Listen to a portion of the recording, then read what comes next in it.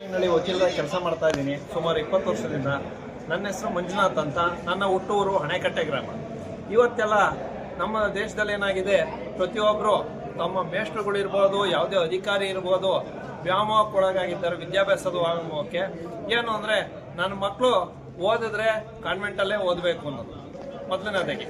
ಈ ವ್ಯಾಮೋಹ ಅವ್ರ ಮಕ್ಕಳನ್ನೇ ಇವತ್ತಿನ ಎಜುಕೇಷನಲ್ಲಿ ಗೌರ್ಮೆಂಟ್ ಶಾಲೆಯಲ್ಲಿ ಓದಿಸ್ತಿಲ್ಲ.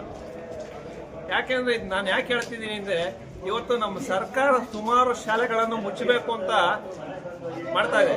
ಯಾಕೆ ಕಾರಣ ಅಂದರೆ, ಅವರ ಮಕ್ಕಳನ್ನೇ ಅವರು ವಿದ್ಯಾಭ್ಯಾಸಕ್ಕೆ ಇರುವ ಸರ್ಕಾರಿ ಶಾಲೆಗಳಲ್ಲಿ ಕಳಿಸ್ತಿಲ್ಲ.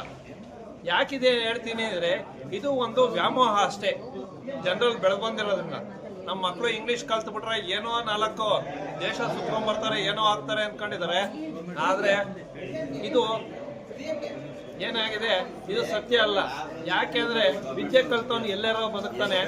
ಇದು ಸರ್ಕಾರಿ ಶಾಲೆಯಲ್ಲಿ ಓದಂತ ಇವತ್ತು ಸುಮಾರು ಜನ ಸರ್ಕಾರಿ ಅಧಿಕಾರಿಗಳು ಏನಾಗಿದ್ದಾರೆ, ಅವರು ತಾಲೂಕಿನ ವಕೀಲರೆಲ್ಲ ಒಂದು ಆಂದೋಲನದಲ್ಲಿ ಮುಂದೆ ನಿಂತಿದ್ದಾರೆ. ಏನಕ್ಕೆ ಅಂದರೆ, ನಮ್ಮ ಹೆಮ್ಮೆ ನಮ್ಮ ಶಾಲೆ ಅಂತ ಎಲ್ಲ ಊರಿನ ಗ್ರಾಮಗಳಲ್ಲಿ ಈ ಶಾಲೆಗಳನ್ನು ಮುಚ್ಚುತ್ತಾ ಇರೋದ್ರಿಂದ ಈ ಶಾಲೆಗಳನ್ನು ಉಳಿಸ್ಬೇಕು ಅನ್ನೋದು ಎಲ್ಲರ ಉದ್ದೇಶ ಆಗಿದೆ. ಫಾಲೋ ಮಾಡ್ತಾ ಇದ್ದಾರೆ. ರೈತರು ಕೂಡ ಮಕ್ಕಳನ್ನ ಸಿಟಿಗೆಲ್ಲೋ ಕಳಿಸಿ, ಆ ಮಕ್ಕಳನ್ನ ಆಟೋದಲ್ಲೋ, ಕಾರಲ್ಲೋ, ಬಸ್ಸಲ್ಲೋ ಕಳಿಸಿ, ಅವರಲ್ಲಿ ಹಣ ಇರುತ್ತೋ ಇರುವೋ, ಆಮೇಲೆ ಅವರೆಲ್ಲ ಕೂಲಿ ಮಾಡಿ ತಗೊಂಡ್ಬಂದ್ಬಿಟ್ಟು ಸುಮ್ಮನೆ ಆ ಬಸ್ ಚಾರ್ಜ್ ಅವೇನು ಆಟೋಗಳಿಗೆ ಮತ್ತೆ